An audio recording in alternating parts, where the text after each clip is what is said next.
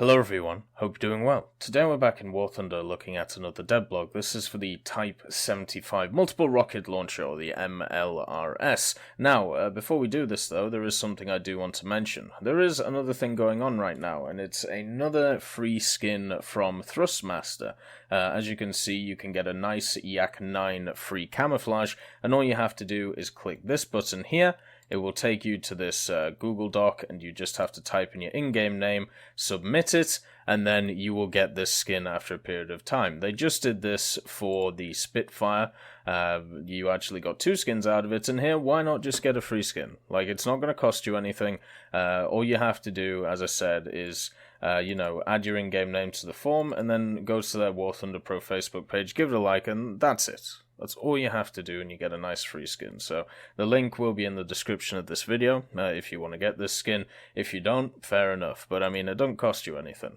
Anyway, back to the Type 75. So this machine kind of came out of the blue a little bit and didn't really make a hell of a lot of sense. What we have here is a rocket launcher with 130mm rockets, which pen 50mm, and didn't go very fast on the dev server. Now, with some changes to the dev server, the MLRS has actually changed quite significantly. So if we go to this picture here, this shows the Type 75. It was a rank 4 battle rating 7.0 machine. Now if you go to the comments section of the Devblog post, it is confirmed by one of the administrators that it will actually be a rank 5 machine. So this is going to be the first rank 5 Japanese premium, and therefore it's in the likes of the Centurion Avery. Which one is worse than the other? So it's a tight race between which one is worse. And for me, I would say the Type 75 is. So if we go here, there I'm just showing the customizations on it. Here's the test drive, and I just want to find the modifications that I was able to do, just to show you what this thing is about. Because the main thing here, first of all, if we look at the armors, the armor on this, the hull armor is 20mm at the front, 25 for the actual casing of the 130mm, and the most you're going to get is 25. So this thing is going to be hull breakable in its extreme. As you can see, 20mm on the front, and at 7.0, stuff's going to hull break it easy. What also is the issue with this machine, as we look here, is that it has a 3-man crew, so shooting the left side would knock it out in realistic. Shooting the right side, you hit the crew member and the engine, which would hull break it. So at the end of the day, if you get shot in this thing anywhere in the front, then you just die. If you shoot it in the back, there's actually not a lot there in the back, if you're fuel tanks and stuff like that, but maybe you don't die. But if you're shooting this in the area where you should be shooting it, straight through the front, then it should die. Also, with the fact that it has hull break, means that hitting anything like this engine, transmission, maybe even the rockets themselves, should hull break this machine. So with that said, we're not looking for survivability with the Type 75. There is not a lot of armor on it, there's not a lot of crew on it. So the other factors you have to take into account are the maneuverability of the machine.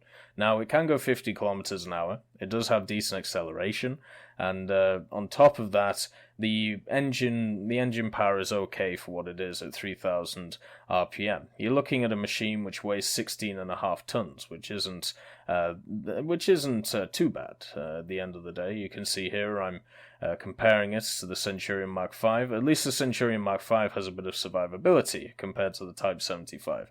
Also, another change which was done on the dev server after it was closed, the rockets went from quite low velocity to a decent velocity. So they actually changed to a muzzle velocity of 700 meters per second. And what this means is hopefully this will increase accuracy over distance, but they also reduce the amount of ammo your 50 cal gets. So the ammo actually is instead of 1,000, it's down to 600. So if you are hoping to shoot down planes or maybe attack smaller targets, yes, you have less ammo to do that with the 50 cal. But obviously the main draw of this machine is its rockets. There is no other reason to really buy this unless you really like the rockets. I believe it was around about 8,000 GE on the dev server. I'm sure if there's another dev server, I'll make sure to clarify that for you. I talked about it in the new ground vehicles video. Right now what we're looking at is the dev server video that I actually did on the Type 75. But anyway, one of the things that does limit this is the fact that it doesn't have any depression on its rockets. So you are either firing straight or you are firing upwards. It does actually have crazy elevation. 50 degrees is something that is nothing to scoff about, and with the way that its muzzle velocity works, you could technically use it as like a barrage tool, like a land mattress. The question is if you want to do this or not, because once you are out of those 30 rockets, in realistic, you can't get them back unless you get yourself to a point. So overall, do you want to expend, your rockets in an area, or do you want to try and use it as a sniping tank? When we look at a lot of other vehicles which are very similar to the Type 75, stuff like the Calliope, which is probably the most well-known rocket launcher user, and then you look at something like the Cromwell with the RP3s on it. Then you have a look at the little German machine with the rockets on it. Then you have a look at the BM, is it the 28? I can't remember exactly what it is. But with all of these, what you get is some very good rockets, which generally can pen a lot at their tier. The issue with the Type 75 is with the rockets, 50mm is not a lot of pen. And because they're 130mm, you might think, oh, they'll just overmatch everything. Well, no, that's not really the case at 7.0. There's a lot of vehicles which don't get overmatched. So as you can see on the dev server, it has, for each rocket, 4.8 kilograms of explosive mass, 6 kilograms of TNT equivalent. It also had a maximum speed on the trajectory of 330 meters per second. Now remember, that value has changed as of today, after the dev server, to 700 meters per second. So that's not going to be as much of an issue right now. But the problem is the pen. 50mm is not enough. So what you're going to end up doing, even though you have a really good explosive mass, you're either going to have to play the RNG game and hope that your rockets either overpen or do a ton of explosive damage and therefore get into the nooks of crannies of a tank and try and take it out, or you're going to have to wait to hit sides and backs of tanks instead of fronts. And I'll show you what happens when you kind of shoot the fronts of tanks when they have a decent amount of armor.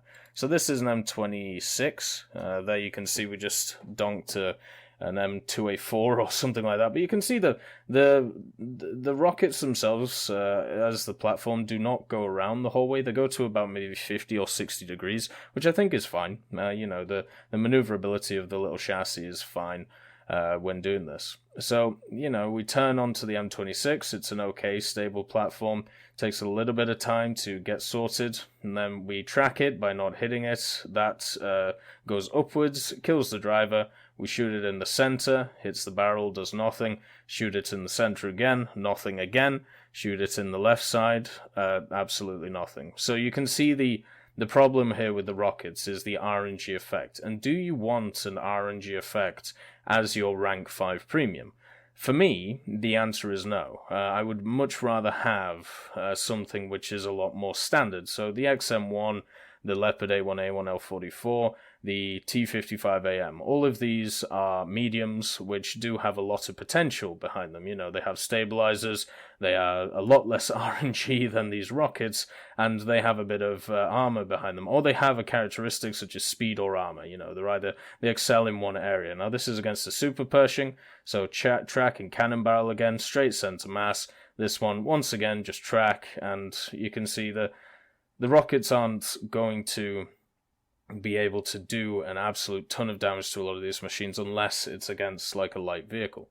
So with taking into account that you want your premiums to be good grinders, And for me, the way I see it is, I didn't even pen the side of the turret there. The way I see it is I want my standard premiums to be grinders, then I want my weird premiums to be gift vehicles. So we have the festive event coming up. I think something like this would be a great rank 4, rank 5 gift premium, because it's kind of ridiculous, right? It's a ridiculous machine, and it would serve very well as the community, because you would just have a bunch of them wandering around, people would use them for a little bit, and then nothing would come of them. Very much similar to the Kayushka, or however you say it, Katushka. And with this, now as your rank 5 premium for Japan, I don't think anybody's buying this for a good grinder. And if that's, if people want these kind of wonky, interesting, out of the blue premiums like the Centurion Avery, like the Type 75, fair enough, you go for it. But for me personally, what I want to see out of the premiums that I'm using, especially when I'm paying gold for them, is something that is going to be efficient and good. This does not mean that it's going to be overpowered, but it does mean it needs to be competitive. That is why stuff like the Patton 2 for the Germans is a great premium. The STRV or the RB42 for the British is a great premium. It's not overpowered in the sense that it doesn't have much better characteristics than its counterparts at the same BR, but it offers something slightly different to the trees that it's in, and also it is still efficient if you are good at the game. What I see from the Type 75 is a meme machine. Simple as that. And because it's at 7.0, you can run it with a great lineup. You can run it with a tank that never existed, the Ho reproduction, and the Type 60 whatever it is, I can't remember the prefix, but basically the ATGM launcher, which has scouting. So you can run it with a ridiculous lineup for a ridiculous vehicle. So great, that's wonderful. If people like that, that's awesome. For me, it isn't appealing at all. It really isn't. One of the things I think you could do to improve the versatility of the Type 75, because the only way I can see you playing it is if you sit it in a corner, wait for somebody to walk past, and then blast them and hope that they don't see you. I don't see this as a long-range artillery piece. Yes, people are going to get kills that way, but it's going to be very hard to do, since you only have a certain amount of ranging rockets before, everything goes tits up. So I feel like a lot of people are going to use this as a close quarters, wait for the enemy to push up, smash them in the face with it, which I think is fine. If you want to do that, go ahead. But there are just so many better ways of doing things in War Thunder than just massive rocket launches. But when it comes to it, would you take this over something like an RB42? Would you take this over a Centurion Avery? Would you take this over a T114, or would you take it over probably, well, you're not going to say XM1, but the new T54E1? I think the answer to all of them is no, and that is why I don't see the viability of this machine. But I'm sure some people will have a bit of fun with it. Giving it the scouting ability, I think, would be a good idea, and since stuff like the scouting ability has been extended to other vehicles, such as the ASU-57, the ASU-85, and the Type 60 with the ATGMs, I don't see why not giving it to this would be either breaking the rules or it wouldn't be a good idea.